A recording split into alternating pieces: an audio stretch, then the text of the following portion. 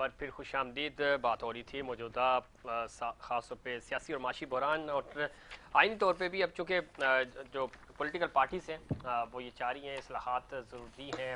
आसिफ अली जरदारी साहब इस बात पे जोर दे रहे हैं कि इलेक्शन रिफॉर्म्स और नैब के हवाले से रिफॉर्म जब तक नहीं हो जाते तब तक इलेक्शंस नहीं होने चाहिए। दूसरी तरफ महंगाई बढ़ती जा रही है। आदिल अस्करी साहब किस तरह देखते हैं? महंगाई तो कंट्रोल नहीं हो रही और अगला बजट भी मुश्किल हो जाएगा। आईएमएफ की शराइत भी बड़ी सख्त है। अब देख चूँकि प्रेशर आप पर, आपके इत्तेहादियों पर, आपकी हुकूमत पर बहुत ज़्यादा है, कैसे हैंडल होगा? और इस प्रेशर में अगर आप जाएंगे इलेक्शंस में तो वोट मिलेंगे? देखें, वोट तो यहाँ पर पाकिस्तान की पार्टीज़, जितनी भी पॉलिटिकल पार्टीज़ हैं, उनकी आइडियोलॉजी पर मिलते हैं। सही। और हमारे वोट भी हमारी अपनी पार्टी की आइडियोलॉजी और फिलॉसफी है, उसी पर हमें वोट मिलेंगे और इसमें कोई शक नहीं है। ये जो बबल है, ये बहुत जल्द जिसने काफ़ी हद तक मुल्क को काफ़ी हद तक नुकसान दे चुका है और मज़ीद दे रहा है। ये जो कॉन्स्टिट्यूशनल में भी दो चीज़ें हैं, एक होता है मजरू, एक होता है पामाल। सही। ये कॉन्स्टिट्यूशन को, आइन को मजरू नहीं पामाल कर रहे हैं इस वक्त। अच्छा। आपके I would like to revert back to your question के आपने कहा कि महंगाई सस्टेनेबिलिटी होती है। मतलब आप जब स्टार्ट करते हैं, आज से 3.5 साल पहले जब आपने गवर्नमेंट संभाली, उस वक्त आपने तब्दीली के नारे पर ये शुरू किया कि हम बेहतरी लाएंगे, हम तब्दीली लाएंगे, हम महंगाई ख़त्म करेंगे, आम आदमी की ख़रीदो फ़रोख्त उसके हाथ में होगी, सही। इन्फ्लेशन नहीं होगी। तो इस वक्त अभी जो हमें इन्फ्लेशन मिली है, वो इन्फ्लेशन सीपीआई और सेंसिटिव प्राइस इंडेक्स की ये कहता है कि 0.7% थी आज से 3 साल पहले, इस वक्त 17% है। ठीक है। सेंसिटिव प्राइस इंडेक्स ये होता है कि आपकी पहुंच से, यानी कि कुछ पता नहीं है कि इस वक्त जो मैं चीज़ खरीदने जा रहा हूँ वो उस वक्त उसकी कीमत क्या होगी। सही। तो अनसर्टेनिटी है इस वक्त पूरे मुल्क के अंदर। और ये बेहतर भी किया जा सकता है क्योंकि सीजन पॉलिटिशियंस दोबारा से इस पाकिस्तान को बचाने के लिए दोबारा खड़े हुए हैं यहाँ पर। और हम एक होप के तहत ही, उम्मीद के साथ हम अपने एग्रीमेंट्स कर कर इनके साथ आए हैं, एक मुआहदे के तहत आए कि हमारे कुछ बुनियादी हुकूक हैं, उस हुकूक को आप हमारे राइट्स को पूरा कर दें, ठीक। ये मुल्क बन जाएगा। इसकी वजूहत ये है कि अगर इन्होंने कराची पर नज़रसानी कर ली, इन्होंने कराची के हुकूक दे दिए, इन्होंने इंसाफ कर लिया, इसकी इंडस्ट्रीज, इसके ट्रेडिंग जोन्स को, इंफ्रास्ट्रक्चर, वाटर, सुई गैस, पानी सब दे दिया, तो यकीन करें एक सर, अगर इन्होंने ये दे दिया तो 100 रुपए अगर एक इंडस्ट्रियलिस्ट कमाता है तो 7 रुपए वो टैक्स देता है। और अगर उसको ये सारी बुनियादी सहूलियात मिलेंगी तो वो 1000 रुपए कमाएगा और 70 रुपए टैक्स देगा। यानी कि इसका मतलब 2500 रुपए कराची शहर टैक्स देता है, तो वो 10 गुना ज्यादा बढ़ जाएगा, 2500 अरब देगा। कहां पैसे खर्च करेंगे ये लोग? सोचने की और समझने की बात ठीक है। लेकिन मसला ये ना, जो जिस ड्राफ्ट की आप बात कर रहे हैं, जिस तरह आपने सिंध लेवल पे अलग और वफाक की सतह पर अलग एक ड्राफ्ट बनाया और उसके तहत, उस मायदे के तहत आप आए, ऐसा ड्राफ्ट नेशनल सतह पे ज़ाहिर आपकी कौमी हुकूमत बनी, सारी जमातें मिलकर आपस में इत्तेहादी बैठे, तो वो हमें नज़र नहीं आ रहा ना। 3 महीने का क्या प्लान है, अगले 6 महीने का क्या प्लान है, और फिर साल के बाद इलेक्शन होंगे तो किस प्लान के तहत आगे बढ़ेंगे? ये मैं ज्ञानचंद साहब आपसे खासतौर पर पूछना चाहूँगा कि हिकमत अमली क्या है? अब प्रेशर तो है, आप पर भी है, आपके इत्तेहादियों पर भी है, हुकूमत पे है। इस प्रेशर से निकलने के लिए आपके पास क्या प्लान है? डॉलर बढ़ता हुआ नजर आ रहा है और बुलंद तरीन सतह पे है, महंगाई बढ़ती जा रही है, लोग परेशान हैं, लोड शेडिंग बढ़ती जा रही है, ज़ाहिर अगला हीट वेव्स भी आ रही हैं और ख़ास तौर पे सबसे ज़्यादा मुतासिर सिंध होता है। कैसे इन सारी चीज़ों से बाहर निकलेंगे? देखिए, हम लोग जो आए थे इमरान खान को हटाकर, तो इसलिए आए थे कि कुछ इमरान खान ने बड़ा नुकसान पहुंचाया था पाकिस्तान को, पाकिस्तान की मौशत को, पाकिस्तान के लोगों को, पाकिस्तान की पॉलिटिक्स को, पाकिस्तान के मॉरल्स को। उन डैमेजेस को कंट्रोल करना है और उनके रिपेयर करना है। इस तबाही से मुल्क को बचाना था। सही। खुदा न खास्ता अगर इमरान खान 1 साल और रह जाते तो श्रीलंका वाली हालात यहाँ पे भी पैदा होने। वो तो अब श्रीलंका का आपने कह दिया। फवाद चौधरी कह रहे हैं कि अभी भी अगर आपने इलेक्शन नहीं कराए तो वही हालात होंगे। देखिए, फवाद चौधरी का क्या कहें, और ये तो झूठे हैं, ये तो ख्वाब बड़े बड़े दिखाते हैं, बड़ी बड़ी धमकियां देते, खुद अमल नहीं करते। ठीक। तो जब तक इमरान खान को सपोर्ट मिल रही थी तो इलेक्शन कमीशन भी अच्छा था, जुडिशरी भी अच्छी थी, हमारे आर्मी भी अच्छी थी, सब इदारे अच्छे थे। लेकिन जब से ये जबकि किसी इदारे ने इमरान खान के खिलाफ कोई रोल नहीं प्लान। पॉलिटिक्स में इनकी नाकामी हुई है, पॉलिटिकली हमने इसको आउट किया है। तो उस बाहर जाने के बाद उसको वो कुर्सी बड़ी याद आ रही है, उसके लिए ये जगह जगह पे चीख रहा है, किसी को बख्श नहीं कर रहा है। तो मुल्क में ये मुल्क का दोस्त है जो अनारकी पैदा करके मुल्क को तबाह करना चाहता है। इनके जो शेख रशीद साहब हैं, फवाद चौधरी साहब हैं, वो कह रहे हैं कि ये खूनी लॉन्ग मार्च होगा, ये लाशें गिरेंगी। सही क्या इन्होंने बनाना रहा तब बना के रखा हुआ। बिल्कुल। लेकिन ज्ञानचंद साहब, जैसे आप कह रहे हैं कि आप डैमेज कंट्रोल करने आए थे, ठीक है, आपने 1 साल बचा लिया, मजीद अगर आप कह रहे हैं कि 1 साल वो रहते तो और ज्यादा नुकसान होता पाकिस्तान का, वो बचत होगी। प्लान नहीं नजर आ रहा आपके पास, आपकी जो इत्तेहादी हुकूमत है, हमें इमीडिएट कोई चीजें नजर नहीं आ रही। आप कैसे इस महंगाई को कंट्रोल करेंगे, कैसे लोड शेडिंग को खत्म करेंगे? अब वाज़ेह तौर पे हमें कुछ चीजें नजर नहीं आ रही। तो क्या आप अपने इत्तेहादियों से बात करते हैं, उनसे कोई प्लान शेयर किया आपने, कैसे ये मामला आगे बढ़ेगा?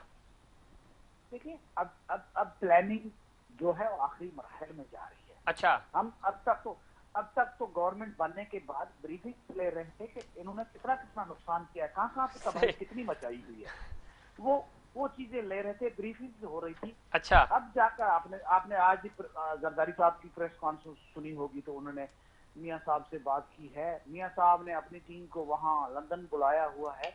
नेक्स्ट 2-4 जो कैबिनेट मीटिंग्स होगी उसमें प्लान फाइनल हो चुका होगा। ठीक है, फाइनल हो चुका होगा। ज्ञानचंद साहब, गवर्नर जी, पंजाब को भी हटाना बाकी है, ये प्रेसिडेंट को भी हटाना बाकी है, ये चीजें तो आस्ता आस्ता चलेंगी ना। ठीक है। ये जो तबाही सरकार बैठी हुई थी, तो उससे फारिग हो जाए तो चले आगे बढ़ाने के लिए देखते हैं इससे फ्री होके उसके बाद क्या प्लान होता है। ब्रिगेडियर साहब, आप किस तरह देखते हैं? सियासी अदम इस्तेकाम है मुल्क में, और ये जब तक ये इस्तेकाम नहीं होगा, जब तक चीजें सेटल नहीं होंगी, तो ज़ाहिर है मामला आगे नहीं बढ़ सकते। किस तरह देखते हैं मौजूदा हालात? एक तो जब हम मुल्क की सलामती की बात कर रहे हैं, उस पर भी अटैक हो रहा है और तनकीद हो रही है इदारों के ऊपर भी। दूसरी तरफ कहा यह जा रहा है, जिस तरह भी सेनेटर ज्ञानचंद साहब कह रहे हैं कि खुदा न खास्ता कोई श्रीलंका वाली हालात पैदा ना हो जाए पाकिस्तान में। फवाद चौधरी साहब ने भी आज यही कहा कि फौरी इलेक्शन ना कराए गए तो सूरत हाल उस तरफ जा सकती है। क्यों हमारी जो पॉलिटिकल स्टेक होल्डर्स हैं, पॉलिटिकल लीडरशिप है, चाहे वो हुकूमत हो या अपोजिशन हो, वो उनकी सोच में पाकिस्तान पहले क्यों नहीं है? वो क्यों प्रेशर बिल्ड कर रहे हैं और इस तरह के बयान दे रहे हैं और एक अनारकी की सूरत हाल पैदा करने की कोशिश की जा रही है? ब्रिगेडियर साहब। जी जफीर, सॉरी ये कोई डिस्ट्रप्शन हो रही थी। मैंने ये एनार्की वाली सिचुएशन नहीं है रेस्ट ऑफ द कंट्री। सिर्फ एक पार्टी जो कि वो मतलब वो गली के अंदर खेलते हुए बच्चे जब वो विकेट आउट हो जाए और वो आप वक्त से पहले आउट हो जाएं तो वो फिर आप बल्ला और बॉल लेके कहते हैं जी मैं तो नहीं खेलूंगा और ना खेलने दूंगा। तो वो एक अपने ग्रुप को लेके ये एक ड्रम बीटिंग करना चाहते हैं। और मुझे हैरानी है कि 22 साल स्ट्रगल करने वाला एक इंसान जो कहता है कि जी इमरान खान जी प्लेयर हूँ, तो रेजिडेंट प्लेयर तो इस तरह एक झटके में आउट ऑफ माइंड नहीं हो जाता कि वो अपने लोगों को लेके एक्सट्रीम स्टेप्स पे लेके जाए कि जी एनार्की के अलावा तोड़ फोड़ और जलाओ घेराओ। और अब मैं उस दिन मुझसे कोई बंदा कह रहा था कि जी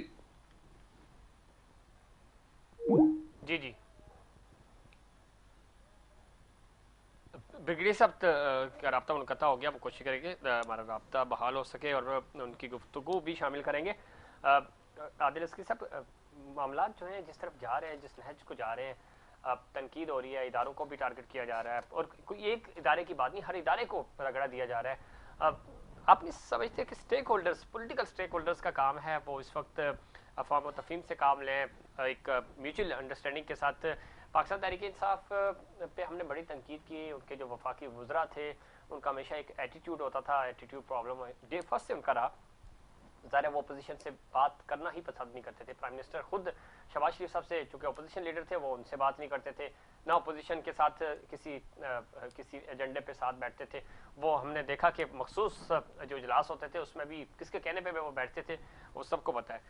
इस वक्त भी हुकूमत जो है वो इनको पीटीआई वालों को साथ मिलाए, बात करे, ताकि मुल्क इस सूरत से बाहर निकले और आगे की तरफ चले।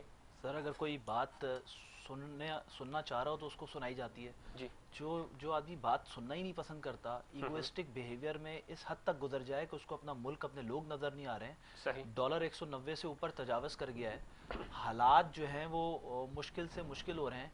मैं ये समझता था, लास्ट प्रोग्राम में आपके साथ मैंने यहीं पर यही बात की थी कि खान साहब की मैंने हल्की फुल्की तारीफ भी की थी कि हमें तो इन्होंने अस्पताल दिया था, ये दिया था, एक हीरो थे, आपने कोई फंड्स भी इकट्ठे किए थे, फंड्स इकट्ठे किए थे, अगर आपको याद होगा तो। लेकिन इनकी पॉलिटिकल एक्यूमेन पर मुझे बड़ा एतराज है। ये एक अच्छे स्पोर्ट्समैन भी साबित नहीं हुए। अच्छा। एक अच्छा क्रिकेटर जो होता है वो अगर आउट हो जाता है ना, तो वो आउट होने के बाद एक होता है, अगर एम्पायर को पता नहीं चलता और कोई अपील भी नहीं करता इसके बारे में कि ये बंदा आउट है कि नहीं है, बंदा ग्राउंड से चला जाता है, ये होती है स्पोर्ट्समैन स्पिरिट।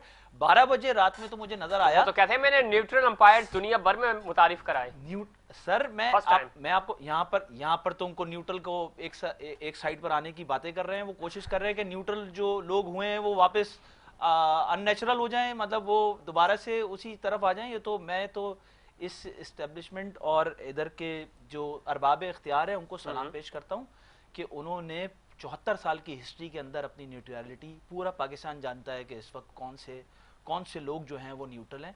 इस वक्त पॉलिटिक्स जो है ना वो अपने तरीके से, जैसे आपने बात की कि महज़्ज़ब तरीके से, अच्छे तरीके से पॉलिटिक्स को आगे चलने देना चाहिए। और मैं अगर अपनी जमात की बात करूं, एमक्यूएम की बात करूं, तो एमक्यूएम अपने इदारे के साथ है, ठीक, पाकिस्तान के साथ है और आइन के साथ होना भी चाहिए। हर पार्टी को होना चाहिए और हर पाकिस्तानी को होना चाहिए। ज्ञानचंद साहब, चूंकि ये बातें होती हैं, ज़ाहिर शिद्दत पसंदी, जो सियासी शिद्दत पसंदी है, सोशली भी वर्र, इसका खात्मा बहुत ज़रूरी है और सबसे ज़्यादा इससे मुतासिर भी नौजवान नस्ल हो रही है। पॉलिटिकल स्टेक होल्डर्स, जो मैं पहले भी बात कर रहा था, ब्रिगेडियर साहब से भी हमारी ये बात हो रही थी कि इस शिद्दत पसंदी का खात्मा बहुत ज़रूरी है। हम डायलॉग की तरफ क्यों नहीं आ रहे, हम अफवाम और तफहीम से मामलात को क्यों सेटल नहीं कर रहे? ज्ञानचंद साहब। जी जी जी, हम इस डायलॉग की तरफ क्यों नहीं आ रहे? हम लोगों की अपोजिशन जमातें हों या हुकूमती जमातें हों, आपस में बैठे इस्लाहात लेकर आए ताकि सिस्टम बने और मुल्क आगे तरक्की करे, आगे की तरफ जाए। देखें, ये जो इमरान खान बैठा हुआ है ना, वो डायलॉग करना नहीं चाहता। ये इमरान खान मोदी को तो बड़े फोने कर रहा था, वो अटेंड नहीं कर रहा था और बड़ा इंतजार कर रहा था कि जो बाइडेन इनको फोन करे, अमेरिका फोन करे। सही। लेकिन वो उन्होंने फोन नहीं किया। लेकिन अपोजिशन लीडर को हाथ मिलाने के लिए तैयार नहीं थे। अभी भी क्या कर रहा है, हमारी गवर्नमेंट उनको इनवाइट कर रही है। सही। ये जो वो हटा है, वो इसलिए हटा है कि वो गलत कर रहा था। वो इस मुल्क को जोड़ कर नहीं चल रहा था, वो डिवाइड कर रहा था। ठीक। अभी भी मैं तो खैर पार्टी का एक अदना कारकुन हूँ, लेकिन हमारी लीडरशिप का भी है कि डेमोक्रेसी मीन्स डायलॉग। बिल्कुल ऐसा ही है पॉलिटिकल पार्टीज को डायलॉग के बगैर। अगर ये इमरान खान क्या, देखिए लास्ट डे तक वो कहा था कि मैं रिजाइन नहीं करूंगा। सही। लेकिन लास्ट डे पे उसने कोशिश कर ली कि पीपुल्स पार्टी इनको साथ ले ले। जिस किस्म का ये धोखेबाज है, इसने पीपुल्स पार्टी को किस किस्म का धोखेबाज समझा। तो ये इक़्तिदार बचाने के लिए कुछ भी कर सकता है। अब इक़्तिदार गया है तो जो आर्मी के बड़े गीत गा रहा था उनके खिलाफ वो बात कर रहा है, जुडिशरी के खिलाफ बात कर रहा है। लेकिन पूरे 4 साल जो इसको फेवर इदारों ने दिया है वो किसी गवर्नमेंट को नहीं दिया। ठीक, लेकिन ज्ञानचंद साहब, ये बदकिस्मती है हमारी। हम इदारों की जब आप बात करते हैं, पॉलिटिकल पार्टीज, चाहे आपकी पार्टी हो, मुस्लिम लीग नून हो, अब पीटीआई हो, मुश्किल में खुद फंसते हैं और बात जो है वो बंदूक जो है वो इदारों के कंधों पे रख देते हैं। ये माजी में भी होता रहा और आज भी हो रहा है बदकिस्मती से। नहीं, माजी में इदारों ने मुदाखलतें की हैं। इस दफा इदारों ने मुदाखलत बंद की है। उन्होंने अपने ओथ के मुताबिक। मैं यही अर्ज कर रहा हूँ ज्ञानचंद साहब, इदारे मुदाखलत करें तो भी गालियां उनको पड़ती हैं, इदारे मुदाखलत ना करें तो भी गालियां उनको पड़ती हैं। इदारे तो अपना काम कर रहे हैं, वो सरहदों की हिफाजत कर रहे हैं, और ज़ाहिर है उनकी वजह से मैं और आप अमन अमान से बैठे हैं, तो हम क्यों उनको बीच में लेके आ जाते हैं? नाकामी सियासतदानों की होती है, रगड़ा आर्मी को लगता है, रगड़ा इदारों को लगता है। ये रवश, ये रीत अब खत्म हो जानी चाहिए थी मेरे ख्याल में, और खत्म करनी चाहिए। लेकिन बदकिस्मती है कि आज भी अभी खत्म होने जा रही है, नहीं हो रही ना, नहीं आ रही। मरियम बीबी क्या कह रही है वो आपके सामने है, इमरान खान साहब क्या कह रहे हैं वो आपके सामने है, तो ये कैसे खत्म होगी? ब्रिगेडियर साहब मैं चाहूंगा आपका इनपुट लो इस पे। जी जी, हम माजी को भी नहीं बुला सकते ना, नहीं बुला नहीं सकते, लेकिन माजी से सीख कर आगे तो बढ़ सकते हैं ना। कोई ईंट से ईंट बजाता है, कोई कहता है कि जवाब दो, कोई कुछ कहता है, तो ये मामला जब खत्म होगा तो हम आगे बढ़ पाएंगे ना। ब्रिगेडियर साहब मैं चाहूंगा आप इस पे इनपुट दें अपना। अब हम इदारों को लेके आ जाते हैं, आप ज़ाहिर आपने सर्व किया है आप इस पाक आर्मी को, और आप जैसे बहुत सारे और जर्नल्स जो रिटायर्ड हो चुके हैं उन्होंने सर्व किया, और हाजिर सर्विस जो है वो सर्व कर रहे हैं। हम अपनी नाकामी इदारों पे डाल देते हैं, हम कामयाब हों तो क्रेडिट खुद ले लेते हैं। Zafeer once again thank you very much. अच्छा ये मैं बताऊं, मैं अगर इस पूरे प्रोसेस में जी क्रेडिट दूंगा तो जनरल बाजवा को दूंगा कि उन्होंने अपने पुराने जितने दोस्त अहबाब सीनियर, चाहे वो किसी भी पोजीशन पे थे, और जो ज्ञानचंद साहब कह रहे हैं या रिजवी साहब अभी आपसे बात कर रहे थे, या ओवरऑल परसेप्शन है कि जी इदारे या इस्टेब्लिशमेंट या जो भी लोग खलाई मखलूक जो भी नाम लेके कहते रहे हों कि जी हिस्सा लेते हैं या मुदाखलत करते हैं, उनकी वजह से खराबियां पैदा हुई हैं। और उसमें कोई शक भी नहीं है कि हमारे ये मतलब 70 साल के 74 साल के अरसे में 29 साल या 35 साल अगर आप करें तो 35 साल मिलिट्री का रूल रहा है। तो उसकी वजह से बहुत सारे जो हमारे मसाइल सीधे होने थे वो एक टेम्पररी तरीके से तो चलते रहे, लेकिन बहुत अच्छे तरीके से वो चल नहीं पाए, तो उनमें बहुत बुराइयां भी हुई होंगी। तो बाजवा साहब को जो मैं क्रेडिट देना चाहता हूं कि वो पुराना जो लोड है सख्तियों का, गिला का और उनके जो बुराई का, वो सारा उन्होंने उठाया और वो फैसला किया जो कि आज से कई साल पहले 1958 में ही कर लेना चाहिए था कि हम फौज हिस्सा नहीं लेगी और फौज इस मुल्की मामलात में सिविल लीडरशिप, पॉलिटिकल लीडरशिप के ताबे रहेगी और उनको ही काम चलाने देगी। तो अगर अभी उन्होंने किया है तो बहुत अच्छा किया है। लेकिन ये जो आप बात कर रहे हैं कि मरियम बीबी ये कह रही हैं, इमरान खान ये कह रहे हैं, ईंट से ईंट बजाने वाली बात जरदारी साहब ने पहले की थी, वो ये सारे वो वक्ती उबाल थे जो उस जमाने में हर एक को जिसने भी जो कान में खुसर पुसर हुई उस पर उन्होंने बात करने की कोशिश की, लेकिन उसमें कुछ न कुछ हकीकत या कुछ न कुछ विस्पर जरूर थी। वो सारी चीजें जब अब वो इदारा जो कि ये सोच रहा था कि जी हमें नहीं करना चाहिए और उन्होंने वो करके जी तो लेकिन मुझे उम्मीद ये है कि अगले 2 महीने 3 महीने के अंदर ये एक स्टेबिलिटी आ जाएगी और सब लोगों को पता लगेगा कि ये जो इस्टेब्लिशमेंट है ये स्टेट और मुल्क का सोचती है, किसी एक बंदे एक पार्टी का नहीं सोचती। और उन्होंने इमरान खान को सपोर्ट इसलिए किया, पीटीआई की गवर्नमेंट को, कि वो सोच रहे थे कि हो सकता है कि 2 पार्टी सिस्टम की जगह ये 3rd पार्टी आ जाएगी तो एक बैलेंसिंग फैक्टर बन जाएगा। लेकिन बैलेंसिंग फैक्टर की जो टीम वर्क और तैयारी इतनी बुरी थी या इतनी कम थी कि उन्होंने बैलेंसिंग फैक्टर की बजाय इम्बैलेंसिंग एक्ट शुरू कर दिए और उसके बाद फिर एस्टेब्लिशमेंट को भी ये जो है ना वो एक्चुअल प्लेयर्स को लेके आना पड़ा कि जी अब आप स्टेबलाइज करें और संभालें। तो ये एस्टेब्लिशमेंट को कहने वाली बातें मेरे ख्याल में अगले 15-20 दिनों, महीने 2 महीने के अंदर अंदर लोगों को समझ आ जाएगी। वक्ती उबाल है, वक्ती जज्बात हैं, ये खत्म हो जाएंगे, पुरानी बातें। ठीक है, लेकिन ब्रिगेडियर साहब इसमें भी तो दो राय नहीं है, ब्रिगेडियर साहब इसमें भी दो राय नहीं है। किसी भी मुल्क की जो एस्टैब्लिशमेंट होती है वो ज़ाहिर अपनी रियासत, अपने मुल्क के बारे में सोचती है, और वो जब देखती है कि हालात इस तरफ इस नहज को पहुंच रहे हैं तो वो इंटरफेयर करते हैं। और ये कोई बुरी बात भी नहीं है क्योंकि मुल्क की सालमियत सबसे पहले है, और मुल्क है तो बाकी पॉलिटिकल बहुत जरूरी बात। जी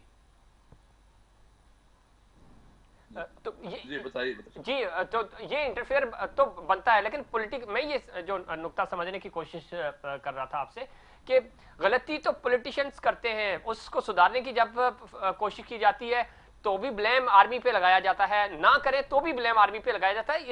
इस नैरेटिव को कैसे खत्म किया जाए?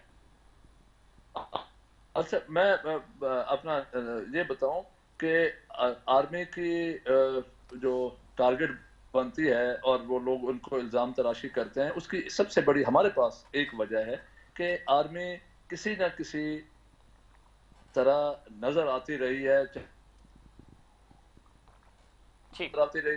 या किसी भी जगह पे परछाइयों में नजर आती रही है। तो वो एक परसेप्शन बना हुआ है कि जी ये इसमें जरूर इन्वॉल्व हुआ है, और उसमें अच्छा रिजल्ट निकले या बुरा निकले, जाहिर है पॉलिटिकल सिस्टम में एक पार्टी नीचे होगी, एक ऊपर होगी, एक हारेगी, एक जीतेगी। जो हारेगा वो बोलेगा कि जी मैं तो बड़ा 30 मार था, लेकिन अगर ये ना करते तो मैं तो बिल्कुल। चले ठीक है, आखिर में सर वक्त खत्म हो रहा है। आपको लगता है कि फौरी इलेक्शन अगले 3-4 महीने में मुमकिन है, या 2023 में ही होंगे इलेक्शन, यानी नवंबर के बाद ही होंगे?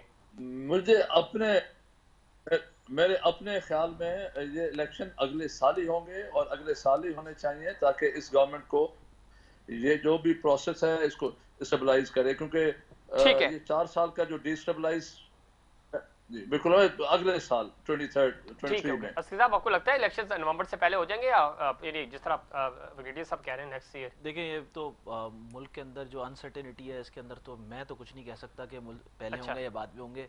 इधर कल का मुझे पता नहीं है कि कल, लेकिन फिर इम्पोर्ट का कारोबार है, मुझे पता ही नहीं है कि कल 191 का डॉलर है या 200 रुपए। ये सही है। ज्ञानचंद साहब, आपको लगता है इलेक्शन फौरी तौर पे हो जाने चाहिए, या मतलब आप भी ब्रिगेडियर साहब की तरह 2023 में ही देख रहे हैं इलेक्शन? देखिए, अगर ख्वाजा आसिफ साहब ने बयान दिया कि इलेक्शन नवंबर में होंगे तो इमरान खान ने घबराना शुरू किया होगा। अच्छा, लेकिन इलेक्शन की कोई जल्दी नहीं है। जरदारी साहब बाकायदा नवाज शरीफ से बात करके वो पॉलिसी बयान दे चुके हैं, सही, कि जब तक हम इलेक्शन रिफॉर्म्स नहीं करते हैं, जब तक नैब के कानूनों में रिफॉर्म्स नहीं करते हैं, तब तक हमें कोई जल्दी नहीं है। हम जब मौशत के लिए कोई, ठीक है, आप चाहते हैं इस्लाहात हो और उसके बाद ही इलेक्शन होने चाहिए। आपका बहुत शुक्रिया ज्ञानचंद साहब, आपका शुक्रिया, और आदिल रज़की साहब आपका बहुत शुक्रिया। जनाब ब्रिगेडियर तारिक लाखेर साहब, आपका भी बहुत शुक्रिया। आगा अली हैदर साहब हमें टेक्निकल इश्यूज़ की वजह से ज्वाइन नहीं कर सके। नाज़रीन, ये था हमारा आज का प्रोग्राम। उम्मीद करता हूँ दीगर प्रोग्राम्स की तरह आज का प्रोग्राम भी आपको पसंद आएगा। मुझे और इनसाइड पाकिस्तान की पूरी टीम को दीजिए इजाज़त। अल्लाह निगहबान।